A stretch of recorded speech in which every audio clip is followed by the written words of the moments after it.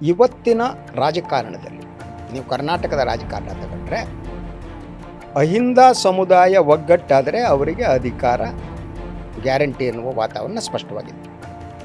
ಸಮತೋಲನವನ್ನು ಕಾದುಕೊಂಡು ಬರದೇ ಇದ್ದರೆ ಕಾಂಗ್ರೆಸ್ ವಿಲ್ ಸಫರ್. ಸಮತೋಲನವನ್ನು ಕಾದುಕ ಬರೋದು ಹೇಗೆ ಅಂದರೆ ಅವರು ತಕ್ಷಣ ಸಿದ್ದರಾಮಯ್ಯನವ್ರನ್ನ ಬದಲಾವಣೆ ಮಾಡುವ ಸ್ಥಿತಿಯಲ್ಲಿ ಇಲ್ಲ ಅಂತ ಅನಿಸುತ್ತೆ. ಎತ್ತು ಏರಿಗೆ ಎಮ್ಮೆ ನೀರಿಗೆ ಅನ್ನೋ ಥರದ ವಾತಾವರಣದಲ್ಲಿ ಇವರಿಬ್ಬರು ಇದ್ದಾರೆ. ಈಗ ಸಿದ್ದರಾಮಯ್ಯ ಮತ್ತು ಡಿ ಕೆ ಶಿವಕುಮಾರ್ ಇವರಿಬ್ಬರ ಮಧ್ಯದಲ್ಲಿ ಹೊಂದಾಣಿಕೆ ಅಂತನೋ ಅಥವಾ ಏನು ನೀವು ಹೇಳಿದ್ರಲ್ಲ, ಒಂದು ಬ್ಯಾಲೆನ್ಸಿಂಗ್ ಮಾಡುವಂಥದ್ದು ಅಷ್ಟು ಸುಲಭನ ಹೈಕಮಾಂಡ್ಗೆ. RSS BJPಯ ತತ್ವ ಸಿದ್ಧಾಂತವನ್ನು ಬಹಿರಂಗವಾಗಿ ಅಂಕಿ ಅಂಶಗಳ ಸಮೇತ ವಿರೋಧಿಸಿ ಮೋದಿ ಮತ್ತು ಅಮಿತ್ ಶಾ ಅವರಿಗೆ ಟಕ್ಕರ್ ಕೊಡುವಂಥ ನಾಯಕರು ಯಾರಪ್ಪ ಇಬ್ಬರಲ್ಲಿ ಅಂತ ಅಂದರೆ ಅಲ್ಲಿ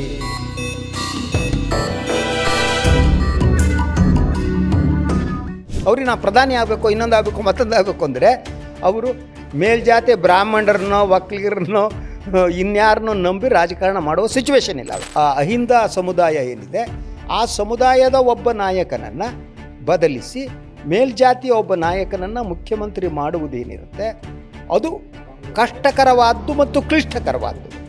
ಅಲ್ಲ ಸರ್, ಈಗ ಸಿದ್ದರಾಮಯ್ಯನವ್ರನ್ನ ತೆಗೆದು ಡಿ ಕೆ ಶಿವಕುಮಾರ್ ಆಗಿಲ್ಲ ಅಂದರೆ ಸಿದ್ದರಾಮಯ್ಯನವ್ರನ್ನ ಇಳಿಸಿ ಬೇರೆಯವ್ರನ್ನ ಮಾಡೋಂಥ ಒಂದು ದರ್ದು ಅಥವಾ ಆ ಒಂದು ಅವಶ್ಯಕತೆ ಅಥವಾ ಈ ರೀತಿ ಜೇನುಗೂಡಿ ಕೈ ಹಾಕುವಂಥ ಕೆಲಸವನ್ನು ಹೈಕಮಾಂಡ್ ಯಾಕೆ ಮಾಡುತ್ತೆ?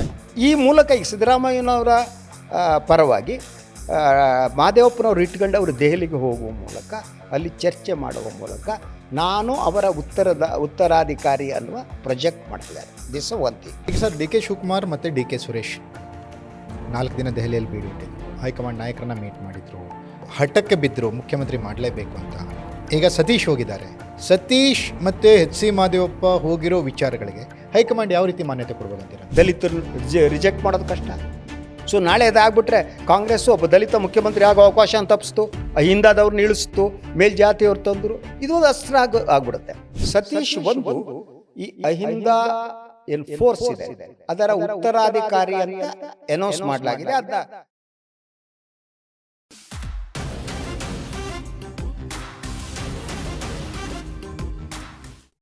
ಲೇಡೀಸ್ ಆ್ಯಂಡ್ ಜೆಂಟ್ಲ್ಮನ್, ಕರ್ನಾಟಕದಲ್ಲಿ ರಾಜಕೀಯ ಬೆಳವಣಿಗೆಗಳು ದಿನಕ್ಕೊಂದು ರೀತಿ ತಿರುವನ್ನು ಪಡೆದುಕೊಳ್ತಾ ಇವೆ. ಒಂದು ಕಡೆ ಸಿದ್ದರಾಮಯ್ಯನವರು, ಮತ್ತೊಂದು ಕಡೆ ಡಿ ಕೆ ಶಿವಕುಮಾರ್ ತಮ್ಮ ತಮ್ಮ ಹಠವನ್ನು, ತಮ್ಮ ಗುರಿಯನ್ನು ಸಾಧಿಸಲಿಕ್ಕೆ ಹಲವು ದಾರಿಗಳನ್ನು ಹುಡುಕ್ತಾ ಇದ್ದಾರೆ. ಕರ್ನಾಟಕ ಬೆಂಗಳೂರಿನಲ್ಲಿ ನಡೀತಾ ಇದ್ದಂತಹ ರಾಜಕೀಯ ಬೆಳವಣಿಗೆಗಳು ಡೆಲ್ಲಿಗೆ ಶಿಫ್ಟ್ ಆಗಿದ್ದಾವೆ. ದೆಹಲಿಯಲ್ಲಿ ಸತೀಶ್ ಜಾರಕಿಹೊಳಿ ಅವರು ಬೀಡ್ ಬಿಟ್ಟಿದ್ದಾರೆ. ಹಾಗೆಯೇ ಸಿದ್ದರಾಮಯ್ಯನವರ ಪರವಾಗಿ, ಅಹಿಂದ ನಾಯಕತ್ವದ ಪರವಾಗಿ ದನಿ ಎತ್ತುತ್ತಾ ಇದ್ದಾರೆ ದೆಹಲಿಯಲ್ಲಿ. ಹಾಗಾದರೆ ಸತೀಶ್ ಯಾವ ಅಜೆಂಡಾ ಇಟ್ಕೊಂಡು ದೆಹಲಿಗೆ ಹೋಗಿದ್ದಾರೆ? ಈ ರಾಮದೂತ ಅನ್ನೋ ಥರ ಈ ರೀತಿ ಸಿದ್ದರಾಮನ ದೂತನಾಗಿ ಸತೀಶ್ ಏನಾದರೂ ದೆಹಲಿಗೆ ಹೋಗಿದ್ದಾರಾ? ಈ ಬಗ್ಗೆ ಹೆಚ್ಚಿನ ಮಾಹಿತಿಯನ್ನು ಕೊಡಲಿಕ್ಕೆ focus TV editorial director Shri Shashidhar Bhat sir ನಮ್ಮ ಜೊತೆಗಿದ್ದಾರೆ. ಬನ್ನಿ ಅವ್ರನ್ನ ಕಾರ್ಯಕ್ರಮಕ್ಕೆ ಸ್ವಾಗತಿಸೋಣ. ಸರ್ ನಮಸ್ತೆ, ಕಾರ್ಯಕ್ರಮಕ್ಕೆ ಸ್ವಾಗತ. ಸರ್, ಈಗ ಸತೀಶ್ ದೆಹಲಿ ಯಾತ್ರೆಯ ಗುಟ್ಟೇನು ಅಂತ ಕೇಳಿದ್ರೆ ಏನು ಹೇಳ್ತೀರಾ ಸರ್? ಬಹಳ ಸರಳವಾಗಿ ಅದರ ಹಿಂದೆ ಒಂದು ಸ್ಟ್ರಾಟಜಿ ಇದೆ. ಒಂದು, ಸತೀಶ್ ಮಾತ್ರ ಹೋಗಿಲ್ಲ, ಅವ್ರ ಜೊತೆಗೆ ಮಹದೇವಪ್ಪನವ್ರು ಹೋಗಿದ್ದಾರೆ. ಅಂದರೆ ಒಬ್ಬರು ಹಿಂದುಳಿದ ವರ್ಗದವರು, ಇನ್ನೊಬ್ಬರು ದಲಿತರು. ಒಬ್ರು ಟ್ರೈಬು, ಒಬ್ರು ಇವರು, ಆದರೆ ಅಲ್ಪಸಂಖ್ಯಾತರು ಮಾತ್ರ ಇಲ್ಲ. ಒಂದು, ಈ ಭೇಟಿ ಏನಿದೆ ಇದು ಉಳಿದ ಭೇಟಿಗಳಿಗಿಂತ ಭಿನ್ನವಾದದ್ದು ಅಂತ. ಏನು ಅಂದರೆ, ಒಂದು, ಡಿ ಕೆ ಶಿವಕುಮಾರ್ ಮತ್ತು ಅವರ ಸಹೋದರರು ಹೋಗಿ ಬಂದಿರಲ್ಲ, ಅದನ್ನ ಕೌಂಟರ್ ಮಾಡುವುದು ಮೊದಲ ಉದ್ದೇಶ. ಹೌದು, first thing counter. Correct. So ಈ ಕೌಂಟರ್ ಮಾಡಬೇಕಾದ್ರೆ ಯಾವ ಅಸ್ತ್ರವನ್ನು ಬಳಸಬೇಕು, ಅದಕ್ಕೆ 3 ಪ್ರಮುಖ ಪಾಯಿಂಟ್ಗಳನ್ನು, ವಿಚಾರಗಳನ್ನ ನಾವು ಪ್ರಸ್ತಾಪ ಮಾಡಿದ್ದು. ಒಂದು, ಈ ಅಧಿಕಾರ ಹಂಚಿಕೆನೋ ಮುಖ್ಯಮಂತ್ರಿಯ ಬದಲಾವಣೆ ಇದೆಯಲ್ಲ, ಅದಕ್ಕೊಂದು ಕೊನೆಯ ಅಂತಿಮವು ಹೇಳ್ಬಿಡಿ, ಫುಲ್ ಸ್ಟಾಪ್ ಹಾಕಿ ಸಾಕಿದು. ಸೊ ಅದಾದಮೇಲೆ, ಫಸ್ಟ್ ಥಿಂಗ್ ಆದಮೇಲೆ ದ ಸೆಕೆಂಡ್ ಥಿಂಗ್, ಸಚಿವ ಸಂಪುಟ ವಿಸ್ತರಣೆಗೋ ಏನೋ ಹೇಳ್ತಾ ಇದ್ದೀವಿ, ಅದಕ್ಕೆ ಅವಕಾಶ ಕೊಡಬೇಕು. ಅಲ್ಲ ಸರ್, ಈಗ ಮುಖ್ಯಮಂತ್ರಿ ಬದಲಾವಣೆ ಆಗಬೇಕು ಅನ್ನೋಂತ ಬಂದ್ಬಿಟ್ರೆ ಹೈಕಮಾಂಡ್ ತೀರ್ಮಾನ ಆ ಥರ ಇದ್ದಿದ್ರೆ ಈ ಎರಡನೇ ಪ್ರಶ್ನೆ ಉದ್ಭವನೂ ಆಗೋದಿಲ್ಲ. ಅಲ್ಲಲ್ಲ, ಇದು ಪ್ರೆಷರ್ ಹಾಕೋದು ಅಂದ್ರೆ ನಿಮ್ಗೆ ಆಪ್ಷನ್ ಕೊಟ್ಟಿದ್ದೀವಿ ಅಂತ. ಇವ್ರ ಪ್ರಕಾರ ಆಪ್ಷನ್ ಇಲ್ಲ. ಇವ್ರ ಪ್ರಕಾರ ಸಿಂಪಲ್ ಥಿಂಗ್ ಕ್ಯಾಬಿನೆಟ್ ಕೊಡಿ, ಚೇಂಜ್ ಇಲ್ವೇ ಇಲ್ಲ ಅಂತ. ಆದರೆ ಚರ್ಚೆಗೆ ಇರಲಿ ಅಂತ ಒಂದು ಆಪ್ಷನ್ ಅನ್ನು ಕೊಟ್ಟಿವಿ. ಓಕೆ. ಅಂದರೆ ಯಾಕೆಂದರೆ ಇವರು ತಮ್ಮ ಶಕ್ತಿ ಪ್ರದರ್ಶನಕ್ಕೆ ಮುಂದುವರಿದಾರೆ ಅಂತ ನನಗನ್ಸುತ್ತೆ. ಅವ್ರ ನೆಕ್ಸ್ಟ್ ಪಾಯಿಂಟ್ ಏನು ಅಂದರೆ, ರಾಜ್ಯಾದ್ಯಂತ ಅಹಿಂದ ಸಮಾವೇಶಗಳನ್ನು ವಿಚಾರ ಸಂಕಿರಣ ಮಾಡುವುದಕ್ಕೆ ಅನುಮತಿ ಕೊಡಿ ಅಂತ. ಹ್ಮ್. ಆ ಮೂಲಕ ನನ್ನ ಶಕ್ತಿ ಏನಿದೆ ನಮ್ಮದು ತೋರಿಸ್ತೀವಿ ನಿಮಗೆ, ಹ್ಮ್. ಗಿವ್ ಮೈ ಅಪಾರ್ಚುನಿಟಿ, ನಮ್ಮ ಹಿಂದೆ ಎಷ್ಟು ಜನ ಇದ್ದಾರೆ ಕರ್ನಾಟಕ ಜನ ಅನ್ನೋದು ತೋರಿಸ್ತೀನಿ. ಹ್ಮ್. ಈ ಮೆಸೇಜನ್ನು ಇದು ಒಂದು ರೀತಿ ನೀವು ಬೆದರಿಕೆ ಅನ್ನಿ ಇನ್ನೊಂದನ್ನಿ ವಾಟ್ ಎವರ್ ಯಾಕೆ ಬೇಕಾದ್ರೂ ನೀವು ಅನಲೈಸ್ ಮಾಡ್ಬೋದು. ಹ್ಮ್. ಸೊ ಆ ಮಾತನ್ನು ಕೂಡ ಹೈಕಮಾಂಡ್ಗೆ ಹೇಳಿದ್ದಾರೆ. ಹ್ಮ್. ಅಲ್ಲ ಸರ್, ಈಗ 2013ರಲ್ಲಿ ಕಾಂಗ್ರೆಸ್ ಬಹುಮತ ಪಡೆದು ಅಧಿಕಾರಕ್ಕೆ ಬಂತು. KPCC ಅಧ್ಯಕ್ಷರಾಗಿದ್ದರು ಡಾಕ್ಟರ್ ಪರಮೇಶ್ವರ್. ದುರದೃಷ್ಟ ಅವ್ರು ಸೋತರು. ಅದೃಷ್ಟದ ನಾಯಕ ಸಿದ್ದರಾಮಯ್ಯ ಮುಖ್ಯಮಂತ್ರಿ ಆದದ್ದು. 2018ರಲ್ಲಿ 5 ವರ್ಷ ಸಿದ್ದರಾಮಯ್ಯನ ಸರ್ಕಾರದ ಸಾಧನೆಯನ್ನು ಇಟ್ಕೊಂಡು ಹೋಗಂತ ಚುನಾವಣೆಗೆ ಹೋದಂಥ ಕಾಂಗ್ರೆಸ್ಗೆ ಏನಾಯಿತು? ಸೋತರು. ಹಿನ್ನಡೆ ಅನುಭವಿಸಿದ್ರು. ಅವಾಗ ಮತ್ತೆ ವಿರೋಧ ಪಕ್ಷದ ನಾಯಕರಾದರು. ಹೌದು. ಸಮನ್ವಯ ಸಮಿತಿ ಅಧ್ಯಕ್ಷರಾದರು. ಫಸ್ಟ್ Yes, ವಿರೋಧ ಪಕ್ಷದ yes. ನಾಯಕರಾದರು. 2023ರಲ್ಲಿ ಸಂಘಟನಾ ಛತ್ರ DK ಶಿವಕುಮಾರ್ ನೇತೃತ್ವದಲ್ಲಿ ಹೋಯಿತು. ಮತ್ತೆ ಕಾಂಗ್ರೆಸ್ ಅಧಿಕಾರಕ್ಕೆ ಬಂತು. ಅದೃಷ್ಟದ ನಾಯಕ ಸಿದ್ದರಾಮಯ್ಯ ಮತ್ತೆ ಮುಖ್ಯಮಂತ್ರಿ ಆದರು. ಹೌದು. ಅಲ್ವಾ ಸರ್? ಹೀಗಿದ್ದಾಗ ಈ ಎಲ್ಲ ಅಸ್ತ್ರಗಳು, ಈ ಎಲ್ಲ ವಿಚಾರಗಳ ಅವಶ್ಯಕತೆ ಈ ಸತೀಶ್ ಅವ್ರಿಗಿತ್ತ ಅಂತ ನಾನು ಕೇಳ್ತೀನಿ. ಇದೇ ಅವ್ರಿಗೆ ಯಾಕೆ 2-3 ಕಾರಣ, ಅದಕ್ಕೂ ಕಾರಣಗಳಿವೆ. ಹ್ಮ್. ಒಂದು, ಇವತ್ತಿನ ರಾಜಕಾರಣದಲ್ಲಿ ಹ್ಮ್. ನೀವು ಕರ್ನಾಟಕದ ರಾಜಕಾರಣ ತಗೊಂಡ್ರೆ ಹ್ಮ್. ಅಹಿಂದ ಸಮುದಾಯ ಒಗ್ಗಟ್ಟಾದರೆ ಅವರಿಗೆ ಅಧಿಕಾರ ಗ್ಯಾರಂಟಿ ಎನ್ನುವ ವಾತಾವರಣ ಸ್ಪಷ್ಟವಾಗಿದೆ. ಹ್ಮ್. ಅಲ್ವಾ? ಸರ್, ಇದು ಕರ್ನಾಟಕದ ಮಟ್ಟಿಗೆ ಮಾತ್ರನಾ ಅಥವಾ ಇಡೀ ಅದೇ ದೇಶಕ್ಕೆ ಬೇರೆ- ಅನ್ವಯಿಸುತ್ತಾ ಇದು? ಇಡೀ ದೇಶದಲ್ಲಿ ಬೇರೆ ಬೇರೆ ಸ್ಥಿತಿ ಇದೆ, ನಾವು ಚರ್ಚೆ ಮಾಡ್ಬೋದು. ಬಟ್ ಕರ್ನಾಟಕದಲ್ಲಿ ಹ್ಮ್. ಇವತ್ತು ಡಿಸಿಸಿವ್ ಆದ ಹ್ಮ್. ಒಂದು ಶಕ್ತಿ ಇರುವುದು ಅಹಿಂದ ಸಮುದಾಯಕ್ಕೆ. ಹ್ಮ್. ಅಲ್ವಾ? ಈಗ ಉಳಿದ ಸಮುದಾಯಗಳು ಅಧಿಕಾರವನ್ನ ಪಡಿಬೇಕಿದ್ರೆ ಹ್ಮ್. ಅಲ್ಲಿ ಎಲ್ಲೋ ಒಂದು ರೀತಿಯ ಹೊಂದಾಣಿಕೆ, ಇನ್ನೊಂದು ಡಿಫ್ರೆಂಟ್ ಆದ ಕಾಸ್ಟ್ ಕಾಂಬಿನೇಷನ್ಗಳು ಬೇಕಾಗ್ತವೆ, ಇದ್ರೆ ವರ್ಕೌಟ್ ಆಗಲ್ಲ. ಹ್ಮ್. ಆದ್ರಿಂದ ಕಾಂಗ್ರೆಸ್ ಹೈಕಮಾಂಡ್ ಈಗ ಮಾಡ್ತಾ ಇರೋದೇನು ಅಂದರೆ, ಹ್ಮ್.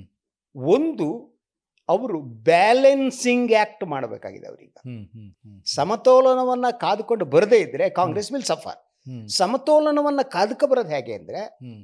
ಅವರು ತಕ್ಷಣ ಹ್ಮ್. ಸಿದ್ದರಾಮಯ್ಯನವ್ರನ್ನ ಬದಲಾವಣೆ ಮಾಡುವ ಸ್ಥಿತಿಯಲ್ಲಿ ಇಲ್ಲ ಅಂತ ಅನಿಸುತ್ತೆ ನನಗೆ. ಹ್ಮ್. ಹ್ಮ್. ಅಲ್ಲ ಸರ್, ಈಗ ಅದು ಒಂದು. ಅಲ್ಲ, ಏನಾಗ್ಬಿಡುತ್ತೆ ಅಂದರೆ ಸರ್, ಬರ್ತೀನಿ ನಿಮ್ಮ ಉತ್ತರಕ್ಕೆ ಬರ್ತೀನಿ ಸರ್. ಈಗ ಎತ್ತು ಏರಿಗೆ ಎಮ್ಮೆ ನೀರಿಗೆ ಅನ್ನೋ ಥರದ ವಾತಾವರಣದಲ್ಲಿ ಇವರಿಬ್ಬರು ಇದ್ದಾರೆ. ಈಗ ಸಿದ್ದರಾಮಯ್ಯ ಮತ್ತು DK ಶಿವಕುಮಾರ್ ಇವರಿಬ್ಬರ ಮಧ್ಯದಲ್ಲಿ ಹೊಂದಾಣಿಕೆ ಅಂತನೋ ಅಥವಾ ಏನು ನೀವು ಹೇಳಿದ್ರಲ್ಲ, ಒಂದು ಬ್ಯಾಲೆನ್ಸಿಂಗ್ ಮಾಡುವಂಥದ್ದು ಅಷ್ಟು ಸುಲಭನ ಹೈಕಮಾಂಡ್ಗೆ? ನಾನು ಯಾವತ್ತೂ ಕೂಡ ರಾಜಕಾರಣದ ಸುಲಭ ಅನ್ನೋದು ಇರೋದೇ ಇಲ್ಲ, ಆಲ್ವೇಸ್ ಕ್ಲಿಷ್ಟಕರವಾಗಿರುತ್ತೆ. ಆದರೆ ಕಾಂಗ್ರೆಸ್ ಹೈಕಮಾಂಡ್ ಮುಂದೆ ಇರುವಂತಹ ಸಾಧ್ಯತೆಗಳೇನಿದೆ ಅಂದರೆ, ಒಂದು ನಮ್ಮ ಸಾಧ್ಯತೆ ನೋಡ್ತಾವೋಣ. ಸಿದ್ದರಾಮಯ್ಯನವರ ಬದಲಾವಣೆಯ ಪ್ರಶ್ನೆ. ಯುಸಿ ಒಬ್ಬ ಅಹಿಂದ ನಾಯಕನನ್ನ ಬದಲಾಯಿಸಿ ಒಬ್ಬ ಮೇಲ್ವರ್ಗದ ನಾಯಕನನ್ನ ಯುಸಿ ಮುಖ್ಯಮಂತ್ರಿ ಮಾಡುವುದು ಸಾಧ್ಯ ಅನ್ನೋದು ಫಸ್ಟ್ ಪ್ರಶ್ನೆ. ಆದರೆ ಎರಡನೇದು, ಶಾಸಕಾಂಗ ಪಕ್ಷದಲ್ಲಿ ಯಾರಿಗೆ ಬಹುಮತ ಇದೆ ಇಲ್ಲ, ಬಹುಮತ ಇದ್ದವ್ರು ಇರಬೇಕೋ ಇಲ್ವೋ, ಸೆಕೆಂಡ್ ಪ್ರಶ್ನೆ. ಅಲ್ಲ, ಥರ್ಡ್ ಪ್ರಶ್ನೆ, ಸಿದ್ದರಾಮಯ್ಯನವ್ರನ್ನ ಇಳಿಸೋದೇ ಆದ್ರೆ ಯಾವ ಕಾರಣಕ್ಕಾಗಿ ಅದನ್ನೇ ಅದನ್ನು ಹೇಳೋದಿದೆ. ಇನ್ನು ಥರ್ಡ್ ಪಾಯಿಂಟ್ ಏನಿದೆ, ಸೊ ಸಿದ್ದರಾಮಯ್ಯನವ್ರನ್ನ ಇಳಿಸ್ತೀನಿ ಅಂತ ಹೇಳೋದಿದ್ರೆ ಅದನ್ನ ಹೇಳುವವ್ರು ಯಾರೋ ಅದನ್ನ ಹೇಗೆ ಸ್ವೀಕಾರ ಮಾಡ್ತಾರೆ? ಬೆಕ್ಕಿಗೆ ಗಂಟೆ ಕಟ್ಟೋರು. That is the things. ಈ ಸಿಚುವೇಶನ್ ನಲ್ಲಿ ಕಾಂಗ್ರೆಸ್ ಹೈಕಮಾಂಡ್ ಈ ಬದಲಾವಣೆಯ ಸಾಧ್ಯತೆ ಅಷ್ಟು ಸುಲಭವಾದ್ದಲ್ಲ, ಫಸ್ಟ್ ಥಿಂಗ್. ಹಾಗಿದ್ರೆ DK ಶಿವಕುಮಾರ್ ಏನ್ ಮಾಡಬೇಕು? ಅಲ್ಲ ಸರ್, ಈಗ DK ಶಿವಕುಮಾರ್ ವಿಷಯಕ್ಕೆ ಹೋಗೋದಕ್ಕಿಂತ ಮೊದಲು ಒಂದು ಮೂಲಭೂತ ಪ್ರಶ್ನೆ ಇದೆ ಈ ವಿಚಾರಕ್ಕೆ ಸಂಬಂಧಿಸಿದಂತೆ. ಸರ್, ಈಗ ಶಾಸಕಾಂಗ ಪಕ್ಷದ ನಾಯಕನ ಬದಲಾವಣೆ ಕುರಿತಂತೆ ತೀರ್ಮಾನ ತೆಗೆದುಕೊಳ್ಬೇಕಾಗಿರೋದು ಶಾಸಕಾಂಗ ಸಭೆಯಲ್ಲಿ. ಶಾಸಕರ ಒಂದು ಏನು ಅವರ ಒಂದು ಅಭಿಪ್ರಾಯಕ್ಕೆ ಮನ್ನಣೆ ಸಿಗಲೇಬೇಕು. ಆ ವಿಚಾರವನ್ನು ತೆಗೆದುಕೊಂಡ್ರೆ ಶಾಸಕರ ಒಲವು ಯಾರ ಕಡೆಗಿದೆ ಅಂತ ನೋಡಿದ್ರೆ ಆಬ್ವಿಯಸ್ಲಿ ನಿಮಗೆ ಸಿದ್ದರಾಮಯ್ಯ ಅನ್ನೋ ಥರದ್ದು ಬರುತ್ತೆ. ಕಾಂಗ್ರೆಸ್ ಪಕ್ಷದ ತತ್ವ ಸಿದ್ಧಾಂತ, ನೀವು ಅವಾಗ ಹೇಳ್ದಂಗೆ ಅಹಿಂದ ಮತಗಳ ಮೇಲೆ ಗಮನ ಇಟ್ಕೊಂಡು ರಾಜಕಾರಣ ಮಾಡುವಂಥ ಕಾಂಗ್ರೆಸ್ಗೆ ಯಾರು ಹೆಚ್ಚಿಗೆ ಪ್ರಬಲರಾಗಿದ್ದಾರೆ ಆ ವರ್ಗಗಳಲ್ಲಿ ಅಂತ ನೋಡಿದರೆ ಸಿದ್ದರಾಮಯ್ಯ, DK ಶಿವಕುಮಾರ್ ಅಂತ ಅಂದರೆ ಸಿದ್ದರಾಮಯ್ಯ ಅಂತ ಬರ್ತಾರೆ. ಎಸ್. ಆಮೇಲೆ RSS BJPಯ ತತ್ವ ಸಿದ್ಧಾಂತವನ್ನು ಬಹಿರಂಗವಾಗಿ ಅಂಕಿ ಅಂಶಗಳ ಸಮೇತ ವಿರೋಧಿಸಿ ಮೋದಿ ಮತ್ತು ಅಮಿತ್ ಶಾ ಅವರಿಗೆ ಟಕ್ಕರ್ ಕೊಡುವಂಥ ನಾಯಕರು ಯಾರಪ್ಪ ಇಬ್ಬರಲ್ಲಿ ಅಂತ ಅಂದರೆ ಅಲ್ಲಿ ಸಿದ್ದರಾಮಯ್ಯ ಅಂತ ಬರ್ತಾರೆ. ಪಾರದರ್ಶಕತೆ, ಭ್ರಷ್ಟಾಚಾರದ ವಿಚಾರ, ಒಂದು ಬ್ಲ್ಯಾಕ್ ಡಾಟ್ ಇಲ್ಲದೆ ಇರೋ ಥರದ ಆಡಳಿತ ಅಂತ ಅಲ್ಲ, ಭ್ರಷ್ಟಾಚಾರ ಕಡಿಮೆ ಮಾಡಿ ಆಡಳಿತ ಕೊಟ್ಟವ್ರು ಯಾರಪ್ಪ ಅಂತ ಇವರಿಬ್ಬರು ಅಂತ ಅಂದ್ರೆ ಇಲ್ಲಿ ಸಿದ್ದರಾಮಯ್ಯ ಅಂತ ಬರ್ತಾರೆ. ಇದು ನೀವು ಹೇಳಿದ್ರಿಲ್ಲ, ಇಲ್ಲಿ ಇಡೀ ಕಾಂಗ್ರೆಸ್ ಸಿಚುವೇಶನ್ ಹೇಗಿದೆ ಅಂದರೆ, ಈಗ ಅದು DK ಅವರಿಗೆ ಪಾಪ ಅವರ ವಸ್ತುಸ್ಥಿತಿ ಅವರಿಗೆ ಪೂರಕವಾಗಿಲ್ಲ. ಯಾಕೆಂದರೆ ಒಂದು ಕಾಂಗ್ರೆಸ್ ರಾಜಕಾರಣ ಯಾವ ತಾತ್ವಿಕ ಸಿದ್ಧಾಂತದ ಮೇಲೆ ನಿಂತಿದೆ, ಅವರ ಟಾರ್ಗೆಟೆಡ್ ವೋಟರ್ಸ್ ಯಾರು? ಬಹಳ ಒಂದು ರಾಜಕೀಯ ಪಕ್ಷಕ್ಕೆ ಟಾರ್ಗೆಟೆಡ್ ವೋಟ್ ಬೇಕು. ಹೌದು. ನೀವು ಯಾವ ಮತದಾರರ ಮೇಲೆ ನೀವು ಟಾರ್ಗೆಟ್ ಮಾಡಿದ್ದೀರಿ ಅಲ್ವಾ? ಹಾಗೆ ನೋಡಿದಾಗ ಕಾಂಗ್ರೆಸ್ಸಿಗೆ ಈಗಿರುವ ಸಾಧ್ಯತೆ ಏನು ಅಂದ್ರೆ ಅಹಿಂದ ಮತವೇ ಹೊರತು ಕಾಂಗ್ರೆಸ್ಗೆ ಮೊದಲಿದ್ದನೋ ಇಂದಿರಾ ಗಾಂಧಿ ಕಾಲದಲ್ಲೂ ಅದೇನೆ, ಬೇರೆ ಪ್ರಶ್ನೆ. ಹೌದು. So slowly upper cost vote bank ಏನಿದೆ ಅದು ಸಂಪೂರ್ಣ ಶಿಫ್ಟ್ ಆಗಿ ಬಿಜೆಪಿ ಕಡೆ ಹೋಗಿದೆ ಅಲ್ವಾ? ಸೊ ನೀವು ದೇಶಾದ್ಯಂತ ನಿಮ್ಮ ಟಾರ್ಗೆಟೆಡ್ ವೋಟರ್ಸ್ ಲಕ್ಷ್ಯದಲ್ಲಿ ಇಟ್ಕೊಂಡು ಮಾಡಬೇಕು ಅಂದ್ರೆ ಅವಾಗ ಒಬ್ಬ ಅಹಿಂದ ನಾಯಕನ ಬದಲಾಯಿಸುವುದು ಸುಲಭ ಅಲ್ಲ. ಯಾಕಂದ್ರೆ ಈ ದೇಶದಲ್ಲಿ ಈಗ ಜಾತಿ ಅನ್ನುವುದು ಹೆಚ್ಚು ಸೂಕ್ಷ್ಮ ಆಗ್ತಾ ವರ್ಷ ಹೋದಾಗೆ ನನ್ನ ಜಾತಿ ನನ್ನವರು ನಾನು ಜಾಸ್ತಿ ಆಗ್ತಾ ಹೋಗ್ತಾ ಇದೆ.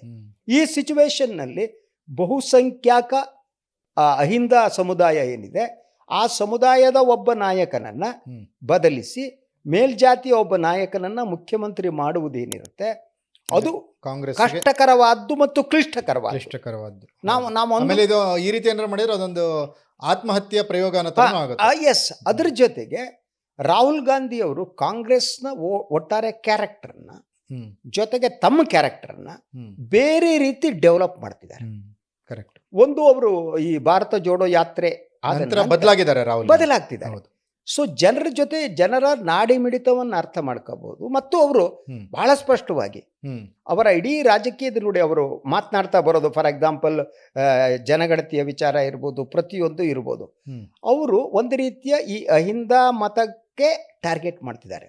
ಅವ್ರಿಗೆ ನಾ ಪ್ರಧಾನಿ ಆಗ್ಬೇಕು, ಇನ್ನೊಂದು ಆಗ್ಬೇಕು, ಮತ್ತೊಂದು ಆಗ್ಬೇಕು ಅಂದ್ರೆ ಅವರು ಮೇಲ್ಜಾತಿ ಬ್ರಾಹ್ಮಣರನ್ನೋ ಒಕ್ಕಲಿಗರನ್ನೋ ಇನ್ಯಾರನ್ನೋ ನಂಬಿ ರಾಜಕಾರಣ ಮಾಡುವ ಸಿಚುವೇಶನ್ ಇಲ್ಲ ಅವರಿಗೆ. ಸರ್, ಇಂಥ ಸಂದರ್ಭದಲ್ಲಿ ಅಹಿಂದ ಮತ ಬ್ಯಾಂಕೆ ಕಾಂಗ್ರೆಸ್ಗೆ ಒಂದು ರೀತಿ ಆಕ್ಸಿಜನ್ ಅಂತ ರಾಹುಲ್ ಗಾಂಧಿ ತಿಳ್ಕೊಂಡಂತ ಸಂದರ್ಭದಲ್ಲಿ ಕಾಂಗ್ರೆಸ್ನಲ್ಲಿ ಅಹಿಂದ ನಾಯಕನನ್ನ ಕೆಳಗಿಳಿಸ್ಬೇಕು ಅಂತ ನಡೀತಾ ಇರುವಂತ ಪ್ರಯತ್ನಗಳಲ್ಲಿ ಇಂಥ ಸಂದರ್ಭದಲ್ಲಿ ಸತೀಶ್ ಅವರ ದೆಹಲಿ ಭೇಟಿ ಎಷ್ಟರ ಮಟ್ಟಿಗೆ ಇಂಪ್ಯಾಕ್ಟ್ ಮಾಡುತ್ತೆ? ಇದಕ್ಕೆ 2-3 ಕಾರಣ ಇದೆ. ಸತೀಶ್ ಈ ಅಹಿಂದ ಏನು ಫೋರ್ಸ್ ಇದ್ದಾರೆ ಅದರ ಉತ್ತರಾಧಿಕಾರಿ ಅಂತ ಅನೌನ್ಸ್ ಮಾಡಲಾಗಿದೆ. ಅದನ್ನ ಸಿದ್ದರಾಮಯ್ಯನವರ ಪುತ್ರ ಯತೀಂದ್ರ ಅವರೇ 2-3 ಸಭೆಗಳಲ್ಲಿ ಹೇಳಾಗೋಗ್ಬಿಟ್ಟಿದೆ.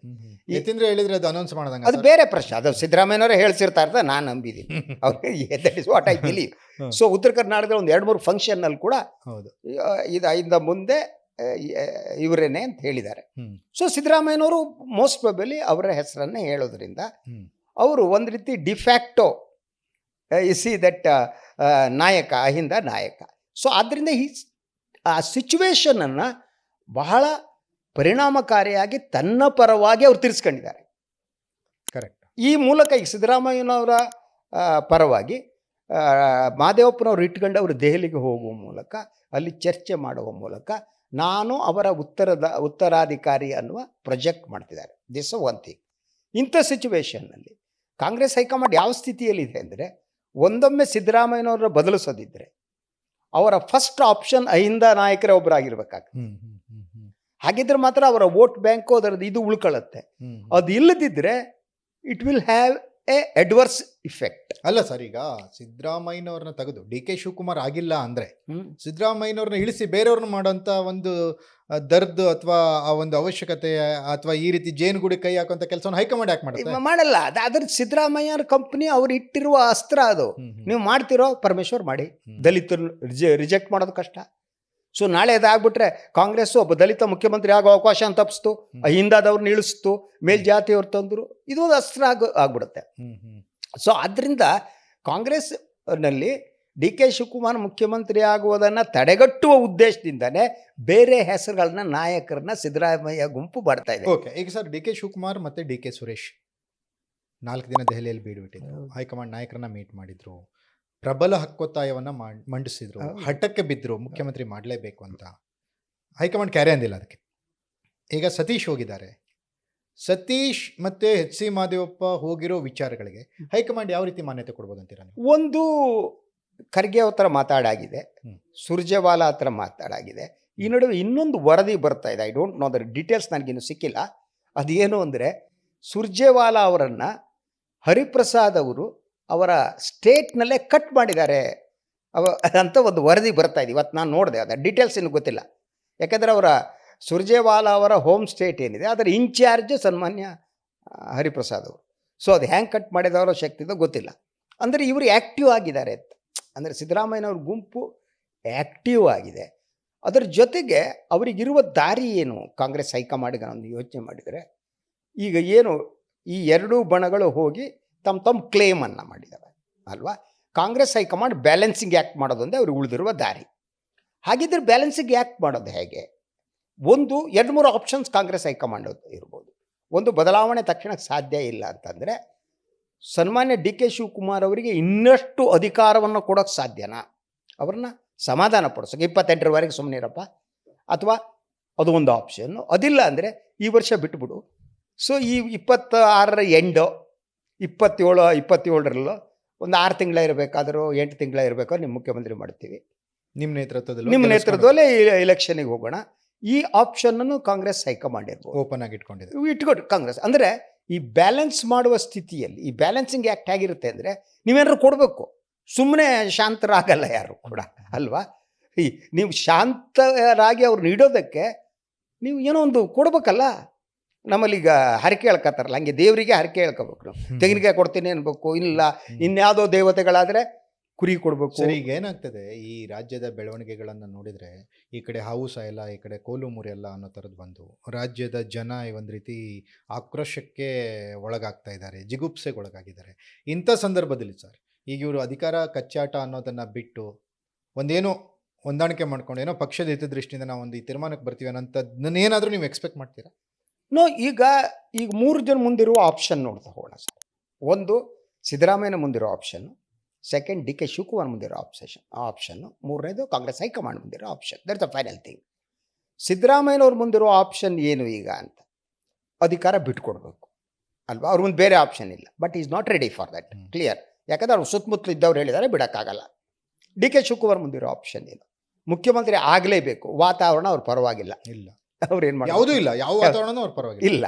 ಇನ್ನು BJP ಜೊತೆ ಹೋಗಿ ಮಾಡ್ತೀನಿ ಅನ್ನೋ ಸಿಚುವೇಶನ್ ಕೂಡ ಇಲ್ಲ, ನಂಬರ್ಸ್ ಇಲ್ಲ. ಕಾಂಗ್ರೆಸ್ ಹೈಕಮಾಂಡ್ ಮುಂದೆ ಇಂಥ ಸಿಚುವೇಶನಲ್ಲಿ ಇರೋದು ಇಬ್ಬರನ್ನದು ಬ್ಯಾಲೆನ್ಸ್ ಮಾಡಬೇಕು. ಬಟ್ ಬ್ಯಾಲೆನ್ಸ್ ಮಾಡೋದು ಅಂದರೆ ಯೂಶ್ವಲಿ ಹೈಕಮಾಂಡ್ಗಳು ಏನು ಮಾಡ್ತವೆ ಅಂದರೆ, ಒಂದು ಸಮಸ್ಯೆ ಇರುತ್ತಲ್ಲ, ಆ ಸಮಸ್ಯೆಯನ್ನು ಸಂಪೂರ್ಣವಾಗಿ ಪರಿಹರಿಸಲ್ಲ. ಸಮಸ್ಯೆ ಜೀವಂತವಾಗಿರಬೇಕು. ಸಮಸ್ಯೆ ಜೀವಂತವಾಗಿದ್ರೇ ಕಾಂಗ್ರೆಸ್ ಹೈಕಮಾಂಡ್ಗೆ ಸಿದ್ದರಾಮಯ್ಯ ಮತ್ತು ಡಿ ಕೆ ಶಿವಕುಮಾರ್ ಹೋಗಿ ಬಗ್ಗಿ ನಿಲ್ತಾರೆ. ಸಮಸ್ಯೆ ಪರಿಹಾರ ಆಗ್ಬಿಟ್ರೆ ಬಗ್ಗಿ ನಿಲ್ಲಲ್ಲ ಅಂದ್ರೆ ಏನು ಅಂದರೆ ಹೈಕಮಾಂಡ್ ಮಹತ್ವ ಕಳ್ಕೊಂಡು ಇಲ್ಲಿಂದ ಏನೇನು ಹೋಗ್ಬೇಕೋ ಹೋಗಲ್ಲ ಅಲ್ವಾ. ಇಲ್ಲಿಂದ ಏನೇನು ಹೋಗ್ಬೇಕೋ ದೆಹಲಿಗೆ ಹೋಗಬೇಕು ಅಂತಾದರೆ ಆಗ ಕಾಂಗ್ರೆಸ್ ಹೈಕಮಾಂಡ್ ಸಮಸ್ಯೆಯನ್ನು ಜೀವಂತವಾಗಿಡಬೇಕು. ಸೊ ಹೀಗಾಗಿ ಈ ಸಮಸ್ಯೆಯನ್ನು ಜೀವಂತವಾಗಿಡಬೇಕು.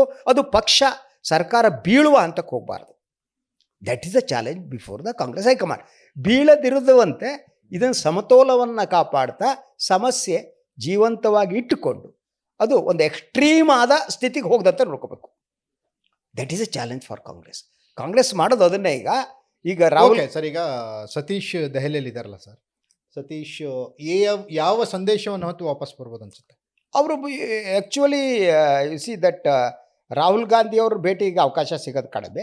But KC. ವೇಣುಗೋಪಾಲ್ ಅವ್ರನ್ನ ಭೇಟಿ ಮಾಡೋ ಚಾನ್ಸಸ್ ಇದೆ ಅಂತ ಹೇಳಲಾಗ್ತದೆ. They will tell that. ಅಂದರೆ ಅವರು ಇಂಡೈರೆಕ್ಟ್ಲಿ ಅಹಿಂದ ಶಕ್ತಿಯನ್ನು ಎಷ್ಟಿದೆ ಅನ್ನೋದನ್ನು ಹೈಕಮಾಂಡ್ ಮೇಲೆ ಪ್ರೆಷರ್ ಹಾಕಿ ತೋರಿಸೋದು. ಈಗಿದ್ದೀವಿ ನಾವು, ಬಿ ಕೇರ್ಫುಲ್, ನೀವು ಏನಾದರೂ ಮಾಡಿದರೆ ಏನೋ ಆಗುತ್ತೆ. ಅದನ್ನು ಅವರು ಅಹಿಂದ ಸಮಾವೇಶ ರಾಜ್ಯಾದ್ಯಂತ ಮಾಡ್ತೀನಿ ಅನ್ನುವ ಮೂಲಕ ಸಂದೇಶವನ್ನು ಕೊಡ್ತಾ ಇರೋದು ಅವರು. ಅದ್ರ ಜೊತೆ ನಿಮಗೆ ಈ ಕ್ಯಾಬಿನೆಟ್ ರಿಷಫಲ್ ಮಾಡೋದು ನಿಮ್ಗೆ ಅನಿವಾರ್ಯತೆ ಇದೆ, ಬದಲಾವಣೆ ಅಲ್ಲ. ನೀವು ಬದಲಾವಣೆ ಮಾಡೋಕ್ಕೆ ಹೋದರೆ ಯು ವಿಲ್ ಸಫರ್. ಅಂದರೆ ನಾವು ಅಹಿಂದ ಸಮಾವೇಶ ಮಾಡ್ತೀನಿ ಪರ್ಮಿಷನ್ ಕೇಳಿದ್ದಾರೆ. ಈಗ ನೀವು ನಾಯಕತ್ವ ಬದಲಾವಣೆ ಮಾಡ್ತಿದ್ರೆ ಅಹಿಂದ ಸಮಾವೇಶ ಒಂದು ಇದಾಗ ಹೊಂಟ್ಬಿಡ್ತೇನೆ. ನೀವು ಮಾತಾಡ್ತಾ ಇದ್ವಲ್ಲ JDSನಲ್ಲಿ, ಅದು it will happen like history repeats. ಅದು ಕಾಂಗ್ರೆಸ್ ಹೈಕಮಾಂಡಿಗೆ ಗೊತ್ತಿದೆ. ಸೊ ಅದರಿಂದ how to balancing is the thing. Sir, ಯಾವುದೇ ಲೆಕ್ಕಾಚಾರ ಹಾಕಿ ಏನೇ ಮಾಡಿದ್ರು ಸಿದ್ದರಾಮಯ್ಯ ಟಾಪಲ್ಲೇ ಇದ್ದಾರೆ. ನೀವು ಆಗಲ್ಲ ತಕ್ಷಣ. ನಾನು ಅದನ್ನೇ ಹೇಳೋದು, ಇವತ್ತಿನ ರಾಜಕಾರಣದಲ್ಲಿ ಇವತ್ತಿನ ಇಡೀ ಜಾತಿ ಅನ್ನೋದು ಭಾಳ ಮುಖ್ಯವಾದಂಥ ಸಂದರ್ಭದಲ್ಲಿ, ಸಮಾಜದಲ್ಲಿ ಎಲ್ಲ ಜಾತಿ ಸಮುದಾಯಗಳು ಜಾಗೃತರಾದಂಥ ಈ ಸಂದರ್ಭದಲ್ಲಿ ನೀವು ನಿಮ್ಮ ಜನಸಂಖ್ಯೆ ಎಷ್ಟಿದೆ ಅನ್ನೋದ ಮೇಲೆ your political future will decide. That is the thing. So ಈಗ BJP ಈಗ ರಾಜಕಾರಣ ಮಾಡೋದು ಹೇಳಿ, ಅವರು ಬ್ರಾಹ್ಮಣರು, ಒಕ್ಕಲಿಗರು, ಲಿಂಗಾಯತರು, ಅದ್ರ ಜೊತೆಗೆ ಬ್ಯಾಕ್ವರ್ಡ್ ಕ್ಲಾಸ್ ಚೂರು, ದಲಿತರು ಕೆಲವರು ಎಳ್ಕೊಂಡ್ರೆ ಮಾತ್ರ ಉಳ್ಕೋತಾರೆ ಅವರು. ಅದರ್ವೈಸ್ ನೋ, ಸಾಧ್ಯನೇ ಇಲ್ಲ. ಈ ಹೊಸ ಕಾಂಬಿನೇಷನ್ಗಳು ವರ್ಕ್ ಆಗಬೇಕು ರಾಜಕಾರಣದಲ್ಲಿ. ಆ ಕಾಂಬಿನೇಷನ್ಗಳು ಸರಿಯಾಗಿದ್ದರೆ ಅಧಿಕಾರಕ್ಕೆ ಬರ್ತೀರಿ, ಅದರ್ವೈಸ್ ನೋ. ಒಂದು ರೀತಿ ಈಗ ಸಿದ್ದರಾಮಯ್ಯನವ್ರನ್ನ ಈಗ ಬದಲು ಮಾಡ್ತೀರಿ ಅಂದರೆ ಯು ಸಿ ಕುರುಬ ಸಮುದಾಯ ಥರ್ಡ್ ಲಾರ್ಜೆಸ್ಟ್, ಇನ್ನು ಕೆಲವು ಸಣ್ಣ ಪುಟ್ಟ ಸಮುದಾಯ ಇದೆ, ಮುಸ್ಲಿಮ್ಸ್ 14%, ದಲಿತರು ಬಲಗೈ, ಅದ್ರ ಜೊತೆಗೆ ಈಗ ಒಳ ಮೀಸಲಾತಿದ್ದೇನೋ ಮಾಡಿಬಿಟ್ಟು ರಿಪೇರಿ ಮಾಡಿಬಿಟ್ರು ದಲಿತ ಸಮುದಾಯ. ಸೊ ಹೀಗಾಗಿ ಅವರು ಇನ್ನಷ್ಟು ಸ್ಟ್ರಾಂಗ್ ಹಾಕಕ್ಕೆ ಹೊರಟಿದ್ದಾರೆ. That is the thing. Yes sir, thank you sir ಇಷ್ಟೊತ್ತು ಭಾಗವಹಿಸಿ ಮಾತಾಡೋದಕ್ಕೆ. ನೋಡಿದ್ರಲ್ಲ ವೀಕ್ಷಕರೇ, ಇದು ಅಂದರೆ ಅಹಿಂದ ರಾಮಯ್ಯ ಗೆದ್ದ ರಾಮಯ್ಯನಾಗಿ ಬದಲಾಗ್ತಾ ಇದ್ದಾರೆ. ಅಹಿಂದ ರಾಮಯ್ಯ ಒಂದು ರೀತಿ ಸಾರ್ವಭೌಮ ರಾಮಯ್ಯ ಅನ್ನೋ ಥರ ಬದಲಾಗ್ತಾ ಇದ್ದಾರೆ. ಟಗರನ್ನು ಹಿಡಿಯೋಕ್ಕೆ ಸಾಧ್ಯನೇ ಇಲ್ಲ ಅನ್ನೋ ಥರದ ಒಂದು ವಾತಾವರಣ ನಿರ್ಮಾಣ ಆಗ್ತಾ ಇದೆ. ಈ DK ಶಿವಕುಮಾರ್ ಬಂಡೆ ಛಿದ್ರ ಆಗುವಂಥ ಎಲ್ಲ ಸಾಧ್ಯತೆಗಳಿದ್ದಾವೆ. ಇವರಿಬ್ಬರಲ್ಲ ಜಗಳದಲ್ಲಿ, DK ಶಿವಕುಮಾರ್ ಮತ್ತು ಸಿದ್ದರಾಮಯ್ಯನವ್ರ ಜಗಳದಲ್ಲಿ ಮೂರನೇ ನಾಯಕ ಒಬ್ಬರು ಸಿದ್ದರಾಮಯ್ಯನವರ ಪರಮಾಪ್ತ ಪರಮೇಶ್ವರ್ ಏನಾದರೂ ಉದ್ಭವಿಸ್ತಾರೆ ಅನ್ನುವಂಥ ವಾತಾವರಣ ಇದೆ. ಒಟ್ಟು ಕರ್ನಾಟಕ ರಾಜಕಾರಣ ಮುಂದಿನ 3-4 ತಿಂಗಳ ಕಾಲ ರಣರೋಚಕ ಘಟ್ಟದತ್ತ ತಲುಪೋದಂತೂ ಪಕ್ಕ. ಇದಾಗಿತ್ತು ಖ್ಯಾತ ಪತ್ರಕರ್ತರು, focus TV editorial director Shri Shashidhar Bhat ಜೊತೆಗಿನ ವಿಶೇಷ ಸಂವಾದ. ನೆಲ ಜಲ ಭಾಷೆಗಾಗಿ ನೋಡ್ತಾ ಇರಿ ಫೋಕಸ್ ಟಿವಿ.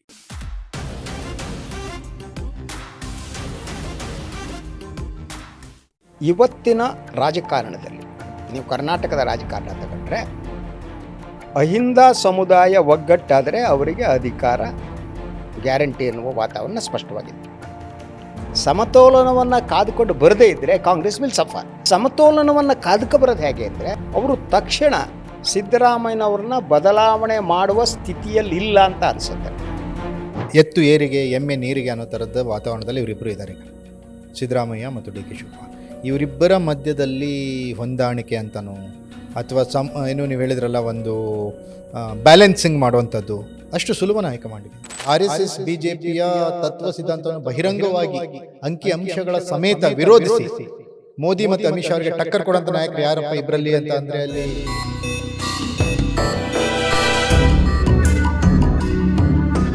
ಅವ್ರಿಗೆ ನಾವು ಪ್ರಧಾನಿ ಆಗಬೇಕು, ಇನ್ನೊಂದು ಆಗಬೇಕು, ಮತ್ತೊಂದು ಆಗಬೇಕು ಅಂದರೆ ಅವರು ಮೇಲ್ಜಾತಿ ಬ್ರಾಹ್ಮಣರನ್ನೋ ಒಕ್ಕಲಿಗರನ್ನೋ ಇನ್ಯಾರನ್ನೋ ನಂಬಿ ರಾಜಕಾರಣ ಮಾಡುವ ಸಿಚುವೇಶನ್ ಇಲ್ಲ. ಆ ಅಹಿಂದ ಸಮುದಾಯ ಏನಿದೆ ಆ ಸಮುದಾಯದ ಒಬ್ಬ ನಾಯಕನನ್ನು ಬದಲಿಸಿ ಮೇಲ್ಜಾತಿಯ ಒಬ್ಬ ನಾಯಕನನ್ನು ಮುಖ್ಯಮಂತ್ರಿ ಮಾಡುವುದೇನಿರುತ್ತೆ ಅದು ಕಷ್ಟಕರವಾದ್ದು ಮತ್ತು ಕ್ಲಿಷ್ಟಕರವಾದ್ದು.